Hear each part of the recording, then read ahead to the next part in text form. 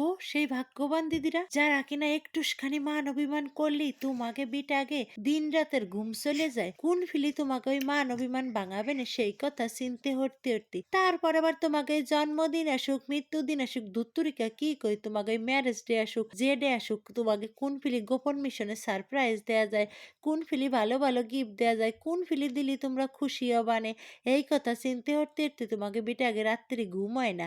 তারপরে ওই রাত 12টা একে এসে একখান কেক নিয়ে এসে হাজির হয় তোমাকে সারপ্রাইজ দেয়। তারপরে উইশ করে রাত 12টা একে। কারা গো তোমরা সেই ভাগ্যবান দিদিরা? তোমাদের সাথে একটু কপাল খান ঘষতে চাই। দেখি আমার কপাল খান ওইরকম সোনা দিয়ে বান্দানি হয় নাকি তোমাদের মতো।